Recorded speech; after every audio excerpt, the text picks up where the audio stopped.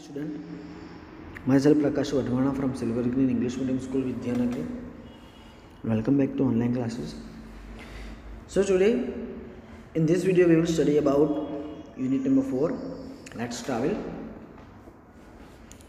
चलो घूमने जाते हैं. आज इस वीडियो में हम घूमने जाएंगे गुजरात के बहुत सारे प्लेसेस पे. मज़ा आने वाला है. Okay, so let's start activity 1. What do you see in this picture? Make a list of everything you see in the picture. तो बच्चों, आपको इस वीडियो में क्या दिख रहा है उसका लिस्ट बनाना है. देखो, सन है, कार है, road, trees, mountains, flowers, luggage, और लगेज रस्सी से बांधा हुआ है वो रोप. भी 2 लेडीज़ है, 2 जेंटलमैन हैं, एक आदमी ने स्पेक्ट पहना हुआ है, हैट पहनी हुई है. ओके, और आई थिंक ये सब आउटिंग के लिए निकले हुए हैं. आउटिंग मीन्स घूमने के लिए, बाहर रिलैक्सेशन के लिए लॉन्ग ड्राइव पे निकले हुए हैं. सो इस तरह से आप यहाँ पे लिख सकते हो. Let's move on to the next line. Share your list with your classmates who made the longest list. Write one word that you learned from your classmates list. आपको आपका लिस्ट क्लासमेट के साथ शेयर करना है और किसने सबसे लंबा लिस्ट बनाया है वो देखना है. और जो भी नए नए वर्ड्स आपके फ्रेंड्स ने लिखे हैं, जो आपने नहीं लिखे हैं, वो आपको जानने हैं और सीखने हैं. Activity 2. It is always good to know about the interesting places visit around the world. You can visit around the world. So ये चीज़ बहुत ही अच्छी होती है जानने के लिए कि आप पूरे वर्ल्ड में कौन से प्लेस घूमे हुए हो, अपने कौन से प्लेसेस को विजिट किया हुआ है पूरे वर्ल्ड में, और वो भी interesting places. Okay, so it's Gujarat. Let's read about our state. Gujarat के बारे में आज हम रीड करने वाले हैं, समझने वाले हैं. So Gujarat is the western state of India, a part of it projecting out into the Arabian sea. तो आपको पता ही होगा हमारे इंडिया का जो मैप है उसमें ऊपर नॉर्थ में क्या है, जम्मू कश्मीर, नीचे कन्याकुमारी, ईस्ट में अरुणाचल प्रदेश, लास्ट में, और वेस्ट में क्या है हमारा स्टेट इंडिया है, और उसके बाजू में कौन सा सी है, अरेबियन सी है. And Gujarat can be divided into 3 geographical regions. Gujarat जो है, एग्जाम में याद रखना, गुजरात जो है उसको 3 जियोग्राफिकल रीजन्स में डिवाइड किया हुआ है. देखो, eastern region that has the major cities of Ahmedabad, Surat and Vadodara. Eastern region में कौन से सिटीज़ आती है, मोस्ट ऑफ द सिटी कौन सी है, यस, कौन सी है, अहमदाबाद, सूरत और वडोदरा. दूसरा रीजन है सौराष्ट्र रीजन, जो कहाँ पे है, गल्फ ऑफ कैम्बे और गल्फ ऑफ कच्छ के बीच में है. और नॉर्दर्न रीजन है वो कौन सा है, Kutch, which is a salty desert, जहाँ पे डेजर्ट सबसे ज़्यादा होता है. डेजर्ट्स मतलब पता है ना, वाइट रण, सफ़ेद रण, इसलिए उसको सॉल्टी डेजर्ट भी कहा जाता है. This is the most industrialised state in the country and contributes about 1/5 of the total industrial output of India. हमारा जो स्टेट है गुजरात, उसको सबसे मोस्ट इंडस्ट्रियलाइज्ड स्टेट माना जाता है क्योंकि वहाँ पे बहुत सारी इंडस्ट्रीज़ होती है. और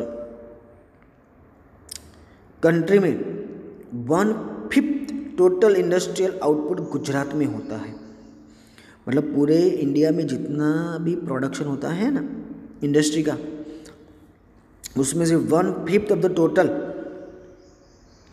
का 1/5 प्रोडक्शन कहाँ पे होता है, गुजरात में ही होता है. तो इतना हम कंट्रीब्यूट करते हैं पूरे वर्ल्ड में. It does particularly well in textiles and electronics and as the largest petrochemical complex in India.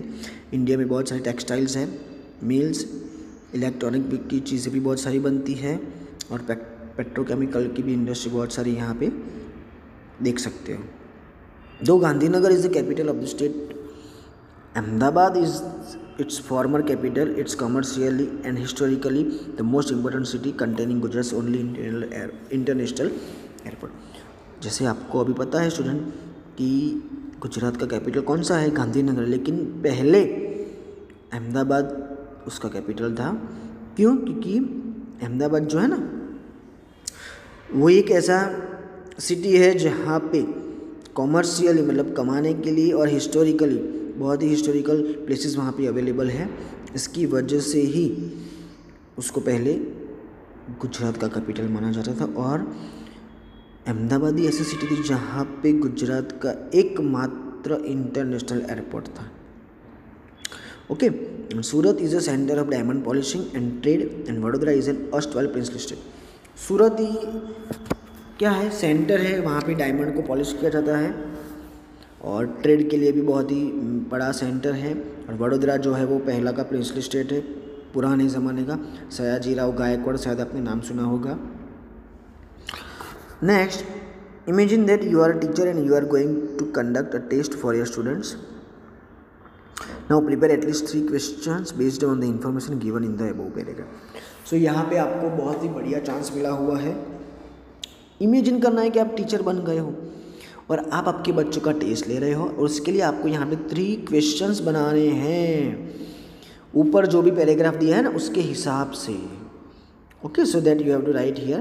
Next activity 3, here are 4 pictures, read the information given below about the place, which picture is being described. So here देखो 1, 2, 3 and 4 pictures दिए हुए हैं। चारों में से किसी एक picture के बारे में यहाँ पे लिखा हुआ है, तो आपको बताना है कि किसके बारे में लिखा हुआ है। ओके, सो पहला है Somnath temple is located at the Veraval fort, Prabhas Patan in Saurashtra Gujarat. तो सेकेंड नंबर का पिक्चर जो है वही हमको पता चलता है कि सोमनाथ के बारे में लिखा हुआ है।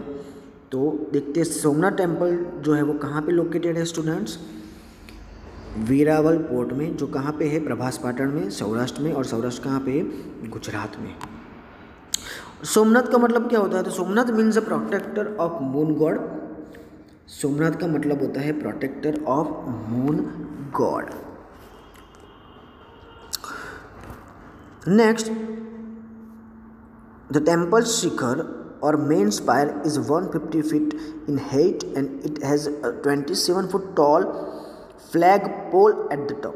देखो यहाँ पे ये जो मंदिर है ना उसका ये जो टॉप है ना शिखर, इसकी बात हो रही है। ये जो शिखर है ना उसकी बात हो रही है। तो क्या है, इस टेम्पल का जो शिखर है और मेन स्पायर मतलब ये जो शिखर है ना उसकी हाइट कितनी है स्टूडेंट्स, 150 फीट। और यहाँ पे 27 फीट लंबा टॉल फ्लैग पोल है जहाँ पे हम फ्लैग बढ़ा सकते हैं टॉप पे। Okay, next, the Somnath temple is known as the shrine eternal, having been disturbed many times by Islamic kings and rulers. Somnath temple को द श्राइन एटर्नल क्यों कहा गया है, इसलिए कहा गया है क्योंकि बहुत सारे इस्लामिक किंग्स और रूलर्स ने उसके ऊपर हमला किया था, अटैक किया था। उसके बावजूद भी वो अभी वैसा का वैसा है, एग्जिस्ट है, सर्वाइवल है। इसकी वजह से उसको श्राइन एटर्नल माना जाता है। बहुत सारी बार उसको तोड़ दिया गया, फिर भी वो वैसा का वैसा अड़ीखम है, इसलिए उसको श्राइन एटर्नल कहा गया है। ओके, सो यहाँ पे लिखना है pick number 2। Next, choose one place except the one which is already describe it and share it with your class. तो अभी हमने सोमनाथ के बारे में डिस्कस किया, उसके अलावा जो 3 बचे उसमें से आपको जो अच्छा लगता है उसके बारे में यहाँ पे आपको लिखना है। मैं तो कह रहा हूँ ये जो 4 नंबर का पिक्चर है ना, हाँ किसका है, यस रिवर फ्रंट के बारे में आप यहाँ पे लिख सकते हो। नाउ एक्टिविटी 4, गुजरात के बारे में ही आज हम पढ़ने वाले हैं। दूसरा पार्ट गुजरात के बारे में ही है, देखते हैं क्या लिखा हुआ है। On the coast of Gujarat are some beaches including the old port town of Mandvi, but the famous coastal spots are the temples of Somnath and Dwarka. Gujarat का जो समुंदर किनारे वाला पार्ट है वहाँ पे बहुत सारे बीचेस हैं और वहाँ पे पुराना हमारा मांडवी बीच भी है, पोर्ट टाउन माना जाता है। उसके अलावा भी बहुत सारे कोस्टल स्पॉट्स हैं, किनारे वाले स्पॉट, जैसे कि सोमनाथ और द्वारका टेम्पल है जो समुंदर किनारे है। The ancient temple at Somnath was repeatedly plundered and the present structure dates to 1950s, but it carries ancient sanctity for Hindu devotees. पुराना टेम्पल है, कौन सा, ये सोमनाथ टेम्पल बहुत ही पुराना है, उसको बहुत सारी बार प्लंडर्ड किया गया। प्लंडर्ड मतलब उसमें जितनी भी चीज़ें थी ना उसको चोरी कर ली गई। Stole goods violently from, plundered मतलब जो भी अंदर चीज़ें हैं उसको वायलेंटली स्टोल किया गया। बहुत सारे लोगों ने उसको गिरा दिया, प्लंडर्ड कर दिया, डिस्ट्रॉय कर दिया। और अभी का जो स्ट्रक्चर है 1950s का है, तब से उसको मेंटेन किया जा रहा है। और ये हमारे हिंदू का पवित्र स्थल माना जाता है। हिंदू के बहुत सारे डिवोटीज़ यहाँ पे आते हैं पूजा करने के लिए, दूर दूर से भी लोग यहाँ पे आते हैं। The popular 16th century temple at Dwarka is devoted to lord Krishna and associated with Mirabai. 16th century का फेमस टेम्पल द्वारका और बेट द्वारका जो किसका टेम्पल माना जाता है, भगवान लॉर्ड कृष्ण का। और मीराबाई के साथ भी वो एसोसिएटेड है जो उनकी भक्त थी। The town of Palitana is famous for its more than 800 Jain temples, some of them as old as the 11th century. Palitana अगर आपने देखा हो तो वहाँ पे 800 से भी ज़्यादा जैन टेम्पल्स हैं और आधे बहुत तो 11th सेंचुरी के पुराने ज़माने के टेम्पल वहाँ पे मौजूद है। At Lothal you can see are the ruins of an ancient port of the Indus valley civilisations dating from 2400 BC। Lothal अगर आप गए हो तो वहाँ पे भी आपको इंडस वैली सिविलाइजेशंस के बहुत सारे ruins, बची कुछ चीज़ें वहाँ पे आप देख सकते हो। 2400 BC पहले की बात है, उस टाइम की चीज़ें आपको वहाँ पे देखने को मिलेगी। नेक्स्ट है the Sasangir national park in Gujarat is the only place where the Asiatic lion still survives. Gujarat में सासनगिर नाम का एक नेशनल पार्क है जहाँ पे एशिया के लायन अभी भी आपको देखने को मिल सकते हैं। The wild ass sanctuary in the little Rann of Kutch is the world heritage site. और वाइल्ड एस जंगली गधे वो भी आपको लिटिल रन ऑफ कच्छ में देखने को मिलेगी सेंचुरी में। सेंचुरी एक प्लेस है जहाँ पे इन सबको रखा जाता है और उसको वर्ल्ड हेरिटेज साइट में भी नाम दिया गया है। Now which of the places describe here you have visited. ऊपर जितने भी प्लेसेस हमने समझे ना उसमें से आपने कौन से विजिट किए उसके नाम यहाँ पे लिखने हैं। Ask your classmates about the favourite places of Gujarat. Which places do your classmates like. आपके क्लासमेट्स को आपको पूछना है कि आपके फेवरेट प्लेसेस कौन से गुजरात में, और फिर क्लासमेट्स को कौन से अच्छे लगते हैं वो यहाँ पे लिखना है। Make a chart showing all the places that your classmates like best, count how many classmates like each place. तो क्लासमेट्स को कौन से प्लेसेस अच्छे लगते हैं उसके नाम यहाँ पे लिखने हैं। फिर पूरे क्लासमेट को वही प्लेस कितने बच्चों को अच्छे लगते हैं उस नंबर को वहाँ पे बाजू में लिखने हैं। Now activity 5, work in groups and fill up the chart. Which of the adjectives would you use to describe the nouns? Put a tick mark in the correct box. There can be more than one adjective for each noun. तो हर एक noun के लिए कौन सा adjective suitable है वो यहाँ पे लिखना है। जैसे कि प्लेन तो कैसी होती है, मतलब ज़मीन फ्लैट ही होती है ना, तो उसके लिए फ्लैट प्लेन। फिर माउंटेन कैसे होते हैं, मैजेस्टिक, मतलब बहुत बड़े माउंटेन होते हैं। वैली कैसी होती है, डीप, तो डीप वैली। रिवर कैसी होती है, वाइड। केव कैसी होती है, गहरी होती है ना, गुफा, डीप। सो इस तरह से एडजेक्टिव यूज़ किए जाते हैं नाउन के लिए। नाउ एक्टिविटी 6 की बात करें तो here are some words related to travel but they are not in proper order. Arrange the letters in proper sequence to make meaningful words. यहाँ पे ट्रैवल के रिलेटेड बहुत सारे वर्ड्स दिए हुए हैं लेकिन प्रॉपर ऑर्डर में नहीं है, तो उसको मीनिंगफुल वर्ड्स बनाने हैं, प्रॉपर अरेंज करने हैं। सपोज फर्स्ट नंबर में जो लिखा हुआ है, मेरे हिसाब से फर्स्ट नंबर में क्या लिखा हुआ है, डेस्टिनेशन। दूसरे नंबर में है जर्नी, तीसरे में है पैसेंजर, फिर है रूट, फिर है ट्रिप। तो इस हिसाब से आप लिख सकते हो वहाँ पे, मतलब लिख ही देना, मैंने आंसर बोल ही दिए हैं। नेक्स्ट है suppose 2 friends are talking about school trip, write a brief dialogue using this words. 2 friends school trip के बारे में बातें कर रहे हैं और उन दोनों ने जो भी बातें की उसको डायलॉग के फॉर्म में यहाँ पे लिखना है, लेकिन शॉर्ट में। ओके, नाउ एक्टिविटी 7 बहुत ही बढ़िया पोएम है। इस पोएम में एक फ्रेंड होता है जो ट्रिप पे गया हुआ होता है। ये देखते हैं poem for a friend away on a trip. और ये पोएम लिखी हुई है शूशी, चाइना का है। When will the moon be clear and bright? कह रहा है कि ये मून जो है वो क्लियर और ब्राइट कब दिखेगा, साफ कब दिखेगा, ब्राइट कब दिखेगा, कब चमकेगा वो। With a cup of nectar in my hand, I asked the blue sky, when would it be up the heaven for tonight? मेरे हाथ में क्या है, मैंने हाथ में नेक्टर लिया हुआ है। नेक्टर मतलब यहाँ पे एक लिक्विड है जो भगवान का ड्रिंक माना जाता है, sweet liquid produced by flowers. तो उसने अपने हाथ में नेक्टर का कप पकड़ा हुआ है और वो ब्लू स्काई को पूछ रहा है when would it be up the heaven for tonight, कि आज रात को, when would it be heaven for tonight, आज रात हेवन में कैसे तब्दील होगी, ट्रांसफर होगी। ठीक है। O moon how I wish to get closer to you, ओ मेरे मून, मेरी ऐसी इच्छा है कि मैं तेरे पास नज़दीक आ जाऊं। कैसे, riding on the breeze, breeze मतलब हवा की बात है, light and pleasant wind, wind के ऊपर बैठ के मैं तेरे पास आना चाहता हूं। But yet I fear your crystal and jade chateau, लेकिन मुझे डर लगा रहता है। क्यों? क्योंकि ये जो क्रिस्टल मतलब वैसे तो ट्रांसपेरेंट ग्लास होता है, और जेड मतलब प्रेशियस ग्रीन स्टोन है, और चैट्यू मतलब लार्ज हाउस और कैसल इन फ्रांस। लेकिन यहाँ पे वो ऐसा कह रहा है कि मुझे कहीं पे डर है कि अगर मैं तेरे पास आऊँगा तो उसकी जो too much high and cold है, मतलब तेरी जो रोशनी है ना वो बहुत ही ठंडी है, तो शायद मैं उसको सहन ना कर पाऊँ।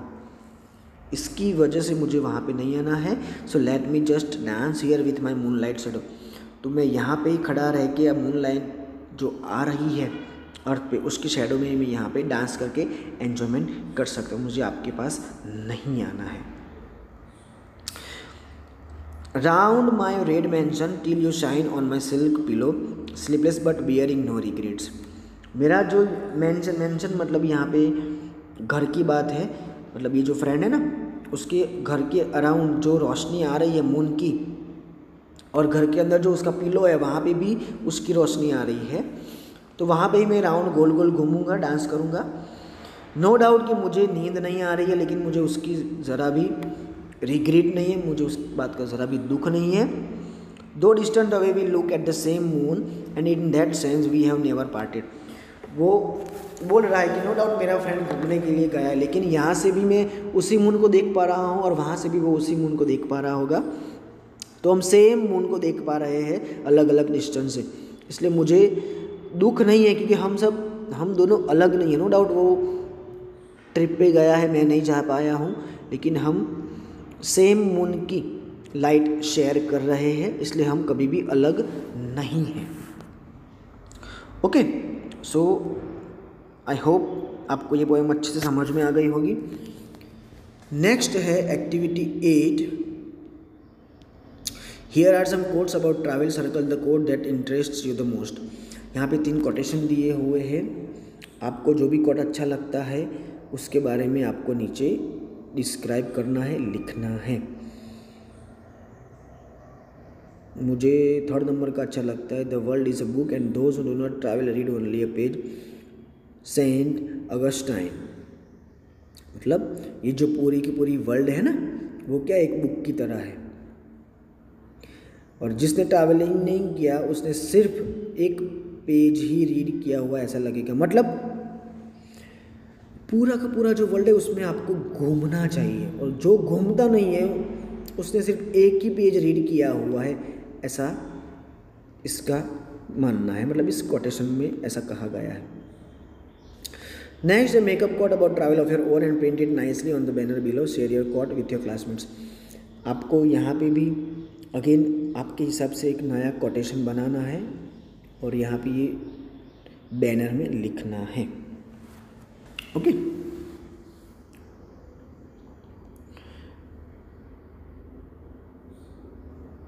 यहाँ पे नंबर्स लिखने हैं कि कौन से क्लासमेट्स को कौन सा कोट अच्छा लगता है, और सबसे ज़्यादा कौन से कोट को पसंद किया गया है वो यहाँ पे लिखना है। Activity 10, list places in the state of Gujarat that you would like to visit. Gujarat में कौन सी जगह को आपको विजिट करना अच्छा लगता है उसका लिस्ट बनाना है। Locate each place on the state map on a larger poster पे हर एक का लोकेट आपको प्लेस करना है, ढूंढना है। Trace a line along the roads that go to each place, फिर लाइन को ट्रेस करनी है ताकि आप उस जगह पे इजीली पहुंच सकते हो। फाइंड पिक्चर्स इन मैगजीन्स और make drawings of the places you want to visit. Pictures find कर सकते हो मैगजीन में से, ड्राइंग्स भी प्लेसेस की फाइंड कर सकते हो जो आपको विजिट करना है। Paste each picture on piece of paper and add a brief description.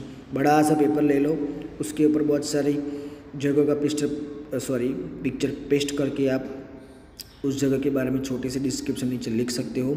Then paste the pictures on the map के ऊपर भी आप पिक्चर्स लगा सकते हो। Give your map a title and share it with other classmates, और फिर उस मैप को टाइटल दे के आप आपके क्लासमेट के साथ शेयर कर सकते हो। So here we have completed unit number 4, that is from class 7 English medium, subject English. I hope आपको ये पूरा का पूरा चैप्टर एक ही वीडियो में समझ में आ गया होगा। अगर ये वीडियो अच्छा लगा है तो like share, and if you haven't subscribed my YouTube channel then subscribe it.